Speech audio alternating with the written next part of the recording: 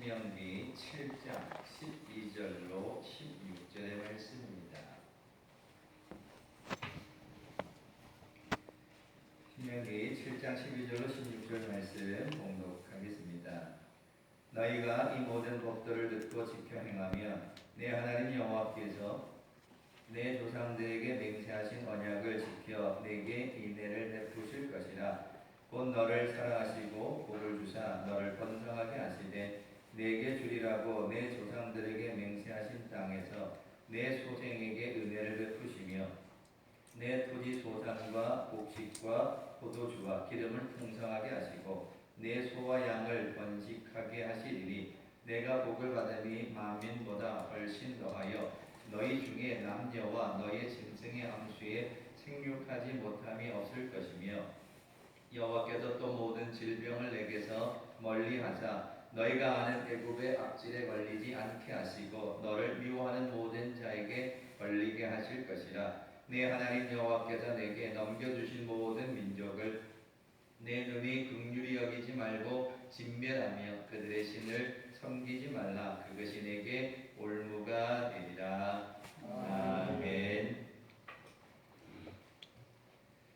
2019년 가을 9시 뉴스의 한 장면이 잊혀지지 않습니다.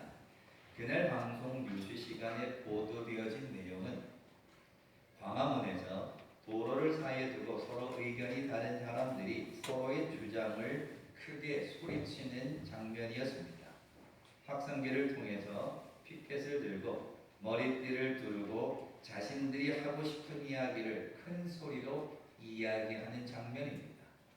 그 뉴스에서 장면이 바로 바뀌어지면서 서초동에서 똑같이 두 쪽으로 나누어진 사람들이 목이 터져라 자신들의 이야기를 소리쳤습니다.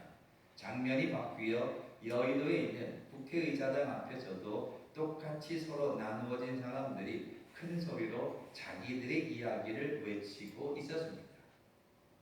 저는 그날 그 장면을 보며 이런 생각을 하게 됩니다. 광화문이나 서초동이나 국회의사당 앞에 있는 모든 사람들이 이비인후과에 가서 진찰을 받아봤으면 좋겠다라는 생각을 혼자 해보았습니다.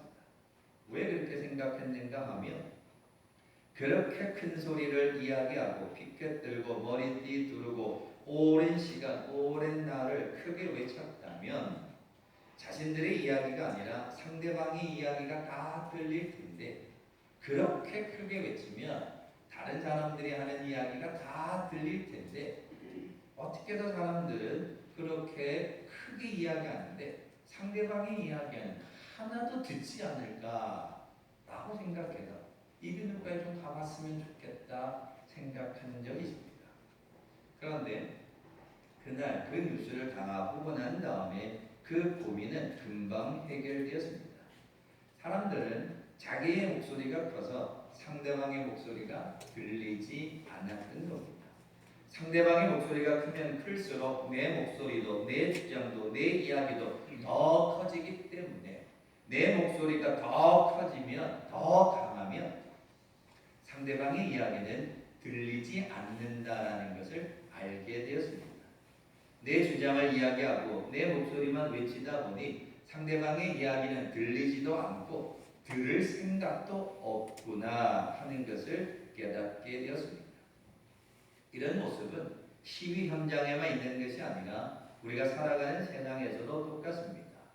요즘의 세상은 자기 목소리만 내는데 관심을 가지고 살아가지 다른 사람의 이야기를 들으려고 하는 세상이 아닙니다. 그러다 보니 이런 사회적 현상이 오늘 하나님을 믿는 우리들에게도 똑같이 나타납니다. 세상에서만 그런 것이 아니라 하나님과 나 사이에도 똑같다라는 겁니다. 하나님은 우리를 살리기 위해 우리를 축복하기 위해 항상 말씀하시는데 우리는 나 살겠다고 하나님의 말씀을 듣지 않고 내 목소리로 내 고집만 내세우며 살아가는 때가 많다는 겁니다. 성경에 나오는 구약시대 이스라엘 백성들의 몇 이야기를 살펴봅니다. 하늘에서 심판의 불이 떨어진 소돔성의 이야기 알고 있습니다. 소돔성의 사람들은 우상을 섬기고 있었습니다. 거기에 마침 아브라함의 조카 롯이 있었기 때문에 아브라함은 소돔성을 구원하고 조카 롯도 살리길 원하였습니다. 그래서 하나님의 심판이 있음을 선포하고 의인을 찾기 시작합니다. 의인 10명을 찾으면 하나님의 심판이 멈출 수 있었기에 의인을 찾기 시작합니다. 심판이 선포되었습니다. 그런데도 불구하고 하나님의 심판의 말씀을 듣고 돌아서는 의인 10명이 그 소돔에는 없었던 겁니다.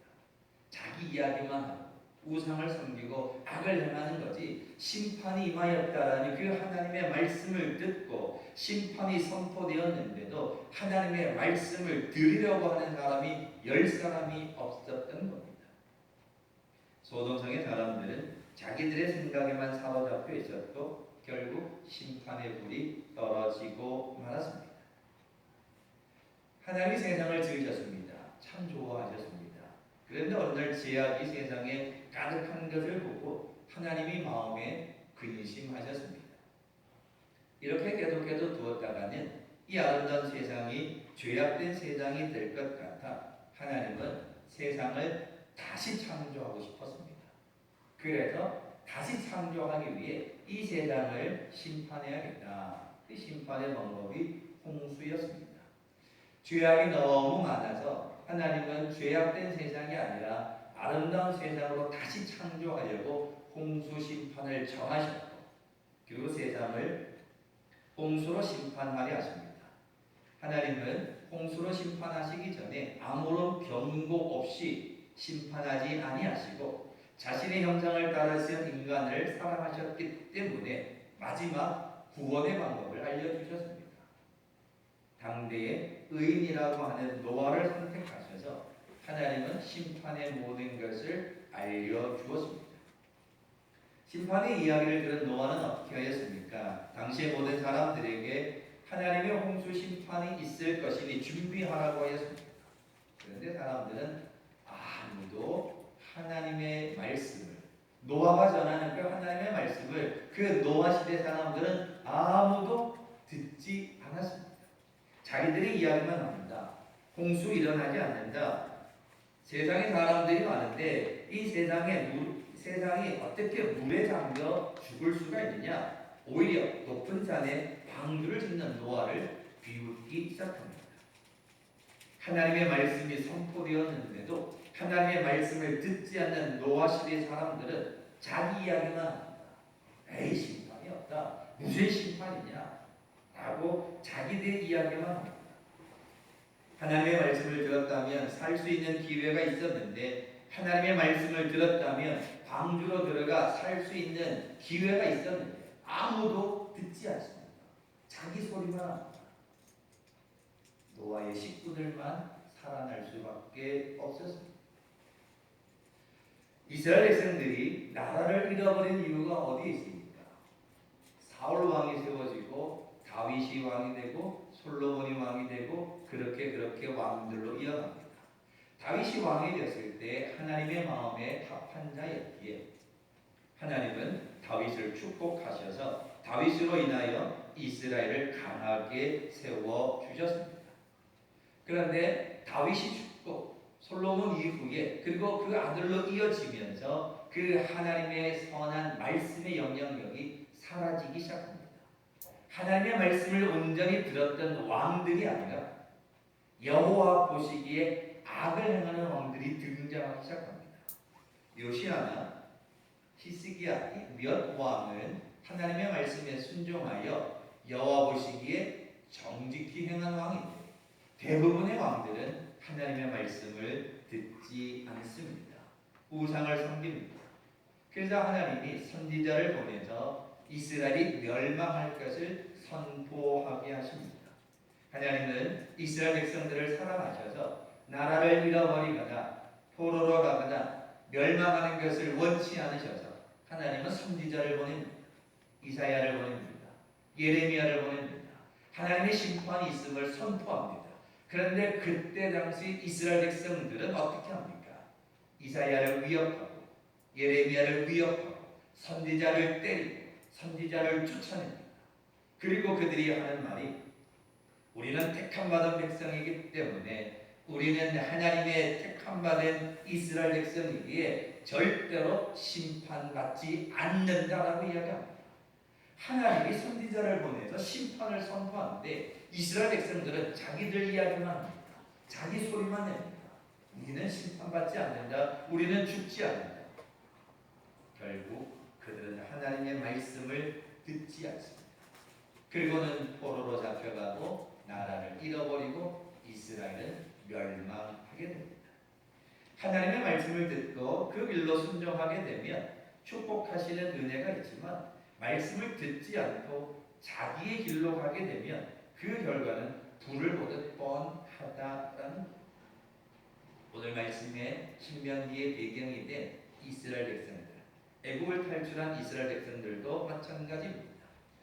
애굽에서 400년이 넘도록 종으로 살았습니다. 고생했습니다.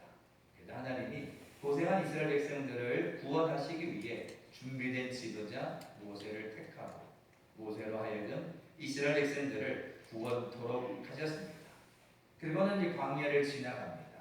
광야를 지나가던 중에 오늘 읽은 신명기의 말씀은 이제 저 건너편에 저 앞쪽에 요단강 건너에 하나님이 약속하신 가나안 땅이 있는데 이제 모세가 이스라엘 백성들에게 하나님의 말씀을 들려줍니다. 가나안 땅에 들어가면 하나님이 약속하신 축복의 땅에 들어가면 너희는 어떻게 해야 하는가라고 들려주고 있습니다. 그 들려주는 첫 마디가 오늘 읽은 12절입니다. 너희가 이 모든 법도를 듣고 지켜 행하면 내 하나님 여호와께서 내 조상들에게 맹세하신 언약을 지켜 내게 인애를 베푸실 것이다 라고 이야기합니다. 모세가 가나안 땅에 들어가면 너희는 하나님의 명령을 듣고 지켜 행하라는 겁니다. 신앙생활하면서 착각할 때가 있습니다. 무슨 착각인가 하면 가나안 땅에 들어가면 아무것도 하지 않고 일도 하지 않고 땀 흘리지 않고 가만히 놀기만 하면 젖과 꿀이 흐르는 축복의 땅이 되느냐? 그게 아니다라는 것을 이야기합니다. 때로 처음 교회 오는 성도들이 신앙생활하면서 실망하는 이유가 있습니다. 자기가 교회 밖에서 들을 적에는 교회 다니기 전에는 교회 가기만 하면 만사형통하고 교회 가기만 하면 축복이 넘치고 교회 가기만 하면 다 복된다, 복이 넘친다라고 들었는데 교회 가보니까 실제로 그렇지 않더라는 겁니다. 그래서 때로 신앙생활하면서 실족하는데 오늘 성경 말씀을 잘 묵상해야 합니다. 하나님이 약속하신 가나안 땅에 가면 젖과 흐르는 그 땅에 가면 과일과 곡식이 공짜로 열리는 것이 아니라는 겁니다. 그 가나안 땅에 가서도 땀 흘리는 수고가 있어야 하고 열심히 노력해야 하고 부지런해야 합니다. 하나님이 택하신 땅이기에 하나님이 약속하신 땅이기에 다른 곳보다 환경이 좋습니다. 더 기름진 땅이 맞습니다. 그런데 땀 흘리며 수고하는 노력이 있어야 한다는 겁니다. 아무것도 안 하고 그냥 가만히 있는다고 100배 이상의 결실이 맺어지는 것이 아니다라는 겁니다.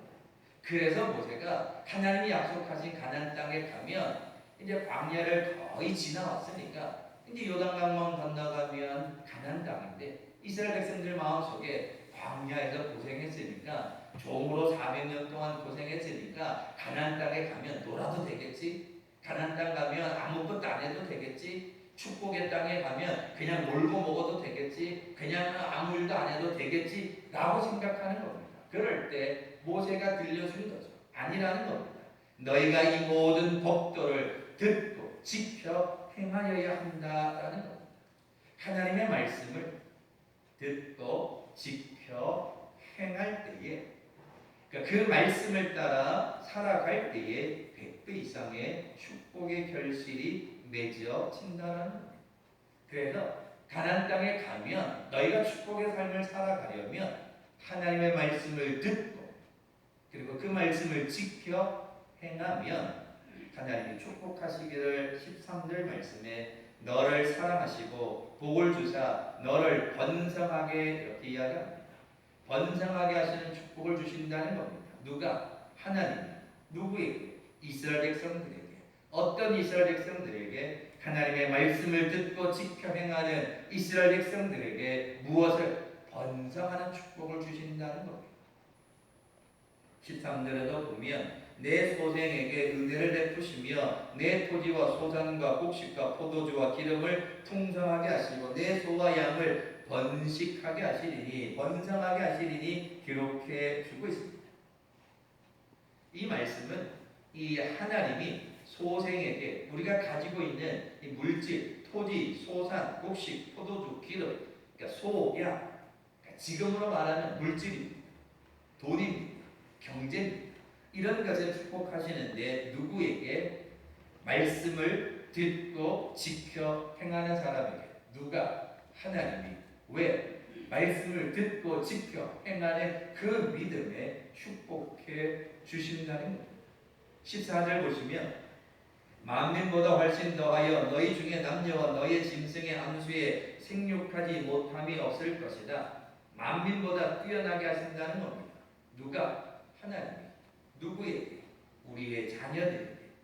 왜? 하나님의 말씀을 듣고 지켜 행하니까 그 자녀들이 만민보다 뛰어나게 하는 축복을 주신다라는 겁니다. 어떤 사람에게? 듣고 지켜 행하는 사람에게. 15절 말씀에는 모든 질병을 내게서 멀리하자 이렇게 말합니다. 육신의 건강의 축복을 이야기합니다. 광야는 병원이 따로 있는 것 아닙니다. 광야는 여러 어려운 형편이었습니다. 육신의 연약함이 있는 곳이었습니다. 그러나 하나님이 말씀을 듣고 지켜 행하는 사람에게는 건강의 축복을 주신다는 겁니다. 누가? 하나님이. 어떤 사람에게? 말씀을 듣고 지켜 행하는 사람에게 그와 같은 축복을 주신다라는 겁니다. 번성하게 되고 만민보다 뛰어나게 되고 건강하게 되는 모든 축복이 바로 하나님이 주시는 축복인데 누구에게 그와 같은 축복을 주시는가? 이 모든 법도를 듣고 지켜 행하는 사람에게. 이스라엘 백성들은 가나안 땅에만 가면 그냥 다 되는 줄 알았습니다. 가나안 땅에 가기만 하면 그냥 가만히 있어도 다 되는 줄 알았습니다.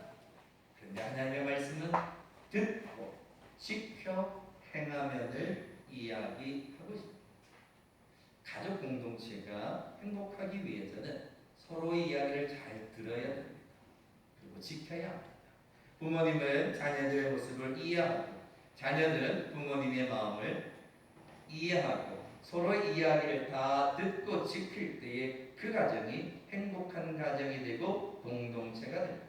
그런데 가정에서도 자기 소리만 이야기하고 자기 주장만 이야기하면 가정이라는 공동체가 흔들릴 수밖에 없다라는 겁니다. 그렇기에 신앙생활의 가장 큰 기본은 말씀을 듣는 겁니다. 오늘 이 아침 예배드리는 성도 여러분, 삶의 축복은 어디서 시작되는가? 하나님의 말씀을 듣는 것으로부터 시작합니다. 듣고 지켜 행하며. 그러면 그러니까 하나님의 말씀을 듣는 것까지는 알겠다는 거죠. 그러면 내 사정도 이야기해야 될 거 아니냐는 거죠. 신앙생활하면서 하나님의 말씀을 듣고 지켜 행하는 건 알겠는데 그럼 내 마음은 어떻게 알려야 되는가? 물론 기도라는 통로를 통해 이야기할 수도 있습니다. 그런데요, 신앙의 놀라운 힘이 무엇인지 아십니까? 세상의 과학으로 증명되지 않는 믿음의 놀라운 힘이 하나 있습니다. 그건 다름이 아니라 내가 하나님의 말씀을 듣고 그 말씀을 따라 지켜 행하며 세상을 살아가게 되어지면 이상하게도 나의 이야기 하지 않아도 내가 크게 말하지 않아도 내 마음은 내 사정은 내 형편은 이미 하나님이 알고 계시더라는 겁니다.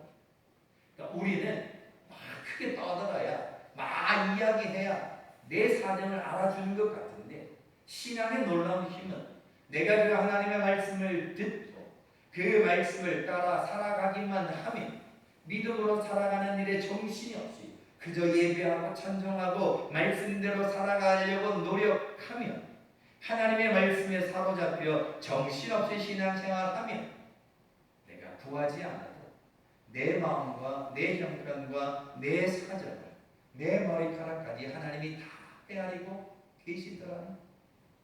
그래서 하나님의 말씀을 듣고 지켜 행하면, 먼저 그의 나라와 그의 의를 구하면 구하지 않은 것까지 하나님이 다 채워주신다는 것. 그걸 우리는 은혜라고 이야기합니다. 그래서 우리는 은혜 가운데 살아가는 것. 안타까운 것은 우리가 이걸 반대로 할 때가 문제입니다. 하나님의 말씀을 듣고 지켜 행하면 번성하게 되고 자녀들이 뛰어나고 건강하게 된다는 겁니다. 그런데 많은 성도들이 신앙생활하면서 착각가 아니죠. 잘못 생각하는 게 있습니다. 듣고 지켜 행하면이 앞서가야 하는데, 내게 자녀들이 복되게 하시면, 물질의 축복을 주시면, 건강하게 하시면 그때 가서 내가 열심히 하겠습니다. 뭐가 잘 되고 나면 그때 가서 내가 열심히 교회 가겠습니다 라고 우리는 반대로 생각하기 때문에 오히려 하나님의 역사가 일어나지 않다라는 겁니다. 사도 바울을 한번 생각해 보십시오. 사도 바울은 사울이라는 사람이었습니다. 사울은 자기 생각에 사로잡힌 사람이었습니다. 당대에 뛰어난 사람입니다. 학문적으로 능력으로 뛰어난 사람입니다. 그래서 자기 생각에 사로잡혀서 예수 믿는 사람들을 잡아오는 역할을 합니다. 그것이 하나님을 위하는 일이라고 자기 생각에 사로잡혔던 사람입니다. 자기 생각에 사로잡혀서 예수 믿는 사람들을 잡아오면 하나님의 영광을 위하는 일이다라고 그 일을 하게 됩니다. 그런데 그가 주님을 만나게 되고 주의 음성을 듣고 사울이 바울로 변하기 시작합니다.